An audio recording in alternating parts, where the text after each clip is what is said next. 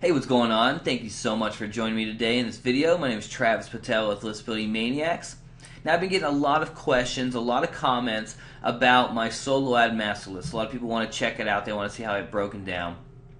And so I thought I'd make a quick video today, show you two spreadsheets I use with my list building, two of about 15 spreadsheets I use to really maximize my results for every subscriber, every dollar I spend on this. And that's very important, especially here in solo ads, because a lot of times solo ads can be very poor traffic sources, and that really has to do with the provider. So we need to know exactly who's giving us the quality traffic, who we can buy again from next month, instead of being a hit or miss all the time and just losing money constantly. We don't want to be doing that. We want to always be in a move to spend less per buyer. That's our goal through this, and that's the entire system of these spreadsheets, is to understand how much we're spending per buyer and how to turn those buyers into more. So this is the very first step of that, understanding our traffic source. Now, as you can see, we have it broken down into a bunch of different stuff here. First, we have, of course, the name,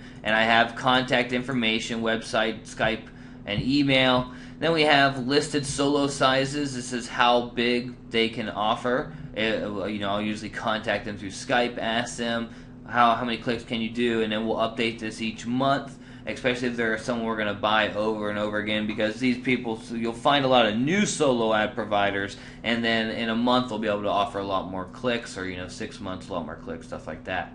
Now, with their solo sizes they have listed and the cost they have listed on their website or they offer, that's the advertised cost per click. So James here started at 50 cents cost per click. That's how much you pay for to start, or he advertised.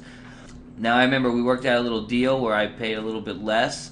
I was doing some special or something, so I paid $97 for 250 clicks, and that's the next column for package purchase.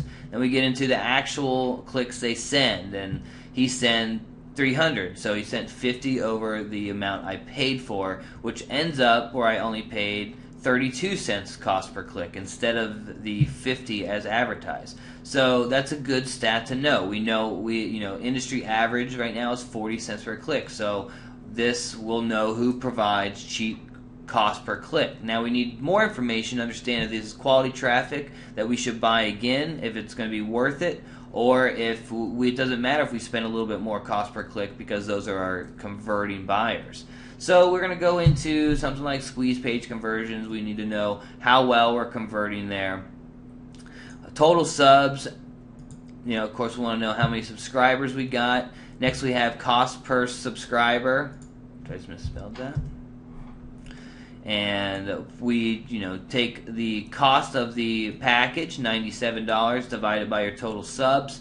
Comes out to 95 cents cost per sub. That's a good stat to know as well. It's a little bit more important even than the cost per click, because once you're in that quality range of cost per subscriber, you can do something with subscribers. There'll be clicks, there'll be buyers sometimes, there'll just be a bigger following that you can engage with. Now, then we have one-time offer conversions. This is important because we want to know if this traffic is converting for us, as well as how well our one-time offer is converting. We always want to be improving that, which I have a whole other spreadsheet on those type of things, but we won't get into that today.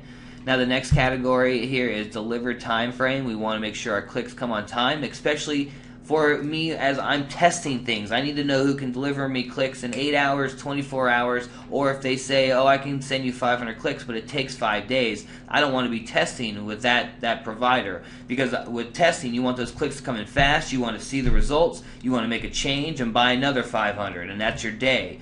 Or if you could have every day make that change without 5 different providers rolling over each other and taking that time, then those are the guys you want to go for. So that's something I like to keep in mind.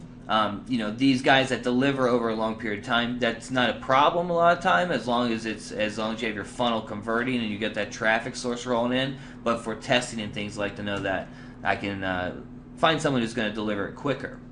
Then I have just a quality traffic grade. This is just personal opinion pretty much from my experience of understanding the market and how well they're going through my funnel.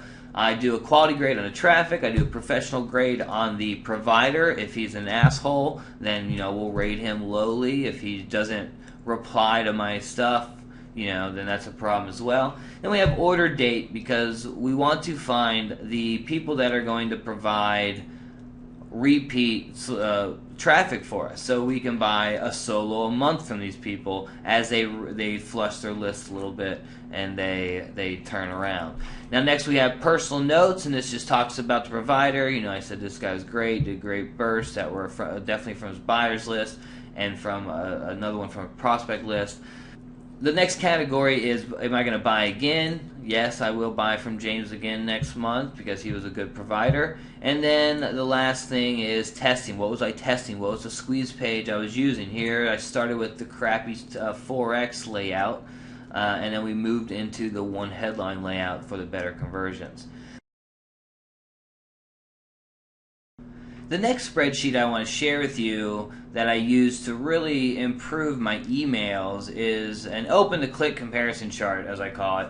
And it pretty much just gives me the raw data, the click and open rate data of my email broadcast. Now, with this list I have here for this chart, they are all going through about a 6-day autoresponder series, where the first 4 days they're getting great content. Day 5, they're getting a promotion. Day 6, they get a free gift to keep them interested for the rest of the content, because that was all autopilot. The rest of the content is broadcast, so they just are joining my broadcast schedule. So what this data here tells us is really, what's working, what campaigns are working, what topics are working. Is the solo ad traffic we're buying helping, or is it hurting? Are we getting anything from that? Is mailing more often going to help? That's all the stuff we can get from this simple chart. So let's take a look at the data we have and what we're going to be looking at. So we have, of course, the date sent, the broadcast sent. We started this campaign in mid-March. Or it's been a month of data so far, and we started out sending an email every 2, 3, 4, 5 days, and then we started this past week just started sending email every day because we have a lot more content, a lot more activity on this list. Now next we get into the opens. Of course, the opens and clicks here are unique data, so we want to understand exactly how many unique people are seeing. If we're seeing more unique people because of the solo ads we bought and the list we're building, or if that traffic is just crap and the initial traffic, the blogging traffic and the product buyer traffic is just what we need to focus on. Now we also have emails sent. If we sent 2 emails that day on the topic, where in this case 2 emails were sent because we had a webinar invite, because the webinar was starting that night, then we count those together. Next we have unsubs. These are unsubscribers, to really understand which topics are kicking people off, that people don't like, or the ones that really are setting our brand and making us ourselves. As you can see, back in March 17th, I wrote a post about my Facebook ad account getting closed, and out of the 329 people on the list at the time, 7 unsubscribed. That was our biggest day of unsubscribers yet. So that was a big part, because all they saw was the ad account was closed, so they probably didn't read further. They thought, oh, he's a shady black hat, or they just didn't want to be on that list associated with that. So that's a good thing to know. We want to know what topics are doing it. Too hypey of a pitch or a headline might cause unsubscribers, and that's what we can see here. Now next we have total sent for the email. We started out at 329. That was from buyers of the List Building Maniac cheat sheets and blogging traffic at the time. And then since then, we had on April 8th, we started our solos. So we really get to see the transition of what's happening with our solos. Now next we have open rate. Of course, this is unique open rate of the people that we sent to, click-through rate, and we can see the conversions here. We can see, like I said, the traffic that's coming in, understand if it's working or if it's just crap or if it's just hurting our list. And then in the notes section, I'm putting what we're talking about that day. I color code even campaigns that I had started or I've gone through. The solo ad campaign I did last week, You know, we got quite a few clicks. We got about 200 clicks for the week last week compared to about 140 the week before the solo ad. So we're moving in the right direction. Now, as you can see from the statistics, we see the best results really from Facebook ad training, free trainings, free solos. 5 most powerful lists was this day's email. So those type of courses, those type of training materials, that topic is what we're going to be talking about in the future, because that's what's really was converting best with our list there, what got people clicking. So the Solo Ad Master List is definitely a great spreadsheet, as well as this open click comparison chart, just because you can see what's happening with your list. And you know, like I said, you want to really pay attention to everything. So anything else you have going on with your list, make a spreadsheet and understand what's going on, and just once a week go back through what you did and copy down the results, the statistics, and see the changes you make actually make a difference. See what that difference is. So I hope you enjoyed this, hope you get a lot from this, and I hope you start using this, because it'll really help with your list building. So thanks again, guys. Travis Patel here. Have a good one.